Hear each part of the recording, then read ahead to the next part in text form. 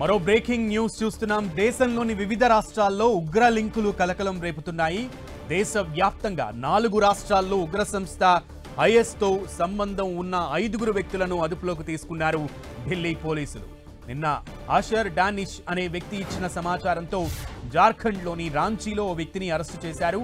ఇప్పటి వరకు ఢిల్లీలో 2, మధ్యప్రదేశ్లో 1, తెలంగాణలోని నిజామాబాద్ జిల్లా బోధన్లో ఒకరిని అరెస్టు చేశారు ఢిల్లీ పోలీసులు.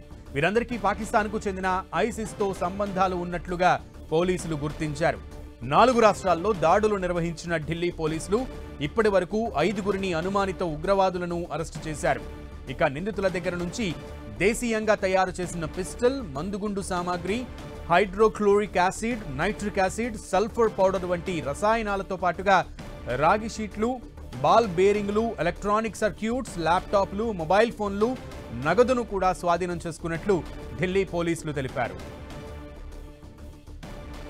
దీనికి సంబంధించి పూర్తి సమాచారం మా ప్రతినిధి గోపిని అడిగి తెలుసుకుందాం. గోపి, 4 రాష్ట్రాల్లో 5 అనుమానితులని ఐసిస్ సానుభూతి పరులుగా గుర్తించింది ఢిల్లీ పోలీసులు. వారిని అరెస్టు చేసి ఇంకా ఎక్కడెక్కడ లింకులు ఉన్నాయనే దాని మీద రాబట్టే పనిలో పోలీసుల విచారణ అయితే కొనసాగుతున్నట్లుగా తెలుస్తోంది. అప్డేట్స్ ఏంటి గోపి?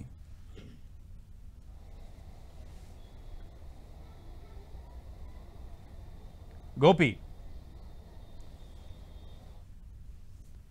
5 అనుమానిత ఉగ్రవాదులను ఢిల్లీ పోలీసులు అరెస్ట్ చేశారు. ఢిల్లీలో 2 అరెస్టు చేశారు. మిగతా 3 రాష్ట్రాల్లో ఒక్కొక్కరిని అరెస్ట్ చేశారు. దీంట్లో అటు ఇక్కడ తెలంగాణలోని నిజామాబాద్ జిల్లా బోధన్లో ఒకరిని, అటు రాంచీలో ఒకరిని అరెస్టు చేశారు.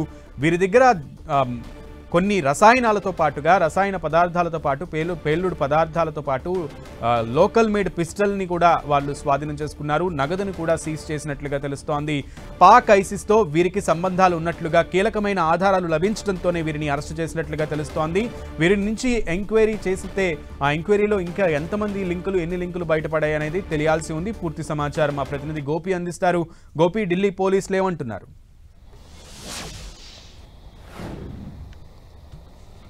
సునీల్, దేశవ్యాప్తంగా కూడా ఉగ్రకుట్రను మరొకసారి ఢిల్లీ పోలీసులు భగ్నం చేశారని చెప్పొచ్చు. దేశంలోని వివిధ ప్రాంతాల్లో కూడా 5 ఉగ్రవాదులను ఢిల్లీ స్పెషల్ సెల్ అధికారులు అరెస్టు చేయడం జరిగింది. వీటితో పాటు జార్ఖండ్కి సంబంధించిన యాంటీ టెర్రరిస్ట్ స్క్వాడ్ కూడా ఈ యొక్క ఆపరేషన్స్లో పాల్గొనడం జరిగింది. అయితే ఢిల్లీలో తీవ్రవాదులు ఉన్నారన్న సమాచారం మేరకు ఢిల్లీ కౌంటర్ ఇంటెలిజెన్స్కి సంబంధించిన విభాగం అధికారులు జార్ఖండ్ ఏటీఎస్ అధికారులకు సమాచారం ఇవ్వడం జరిగింది. రాంచీలో మొదట ఒక తీవ్రవాదిని అదుపులోకి తీసుకోవడం జరిగింది. అతనిచ్చిన సమాచారంతో దేశవ్యాప్తంగా 5 తీసుకోవడం జరిగింది. దీంట్లో కనుక చూసుకుంటే డానిష్ అనే వ్యక్తి ప్రధానంగా మొట్టమొదటి అరెస్ట్ అవ్వడం జరిగింది. అతనిచ్చిన సమాచారం మేరకు సుఫియాన్ అబూబాకర్ ఖాన్, అదేవిధంగా ఆఫ్తాబ్ అన్సారీ, హుజైఫియా యామిన్, అదేవిధంగా కమ్రాన్ కురేషి అనే వ్యక్తులను కూడా అరెస్ట్ చేయడం జరిగింది.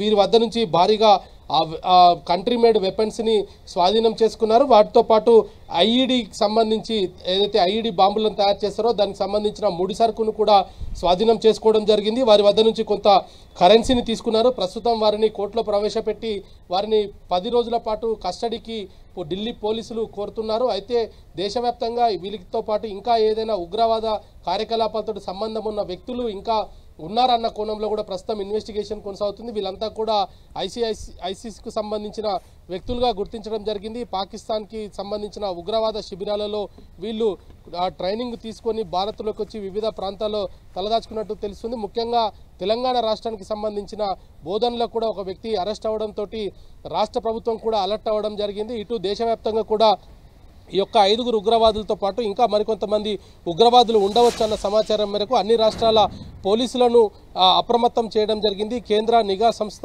జాతీయ దర్యాప్తు సంస్థలు కూడా దీంట్లో ఇన్వాల్వ్ అవ్వడం జరిగింది. ఈ యొక్క 5 ఉగ్రవాదుల కార్యకలాపాలు, వీరు ఎవరి వద్ద నుంచి డబ్బులు తీసుకున్నారు, వీళ్ళకు ఈ యొక్క నాటు తుపాకులు ఎవరు అందజేశారన్న దానిపైన కూడా ప్రస్తుతం పోలీసుల ఇన్వెస్టిగేషన్ కొనసాగుతుంది. ఇంకా మరింత లోతైన విచారణ జరపాల్సిన అవసరం ఉంది అంటూ కూడా వాళ్ళను జ్యుడిషియల్ రిమాండ్కు పంపించే సమయంలోనే వాళ్ళను కస్టడీకి కూడా కోరడం జరిగింది. దీనికి సంబంధించి కూడా ఒక అడిషనల్ సిపి మీడియాకు కూడా కొంత సమాచారం ఇవ్వడం జరిగింది. వీళ్ళంతా కూడా ఉగ్రవాద కార్యకలాపాలతోటి ప్రత్యక్ష సంబంధాలు ఉన్న వ్యక్తులే అనేది కూడా ప్రస్తుతం పోలీసులు తేల్చడం జరిగింది. ఇటు జాతీయ దర్యాప్తు సంస్థ కూడా దీన్ని ధృవీకరించడం జరిగింది. అయితే వీళ్ళు దేశంలో ఎక్కడెక్కడ విధ్వంసం సృష్టించాలనుకున్నారు, వీళ్ళంతా కూడా వివిధ ప్రాంతాల్లోకి ఏ విధంగా ఉండగలిగారు, వీళ్ళని ఆకర్షితులు చేయగలిగారు అన్న దానిపైన కూడా ప్రస్తుతం ఇన్వెస్టిగేషన్ కొనసాగుతుంది. ఇంకా ఈ 5గురే కాకుండా మరికొంతమంది కూడా ఈ యొక్క ఐసిస్ తోటి సంబంధం ఉన్న వ్యక్తులు దేశవ్యాప్తంగా కూడా ఉండవచ్చు అన్న అనుమానాలతోటి కూడా ప్రస్తుతం ఈ కేంద్ర నిఘా సంస్థ పనిచేయడం జరుగుతుంది. అయితే ఈ 5గురు ఇచ్చిన సమాచారం కావచ్చు, ఇంకా వాళ్ళ వద్ద నుంచి లోతైన